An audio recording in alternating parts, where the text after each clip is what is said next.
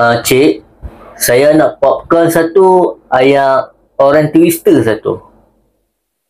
Okey, siap. Sayang buat apa kat sini? Panggil saya Cik. Cik Mastura. Saya tengah berkebun. Bekerjalah, buat apa lagi? You marah I lagi ke pasal kejadian yang dulu?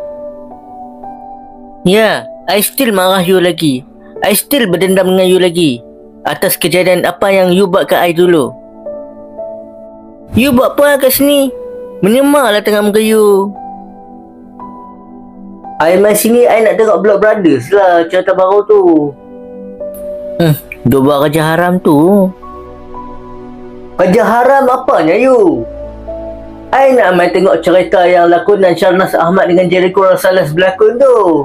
Syukri Yahya. Syukri Yahya. Sudahlah, I malas nak layan you.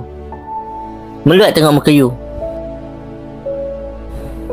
You ni pasal apa? Bila tengok muka I, you emosi. You nak tahu tak kenapa? Pagi tadi, I main kerja, muka I happy, ceria, senyum muka orang. Bila you main kat sini, muka I jadi marah, geram. Rasa nak tampang ada muka you. Meluat. Tahu tak meluat? You, bagilah I explain dulu you. Tak ada masa nak dengar you explain. Tu, orang tengah beratok lagi tu, belakang tu.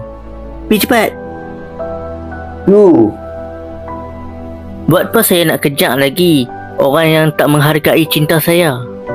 Dah, saya dah malas nak layan awak. tak apalah you. I pergi dulu.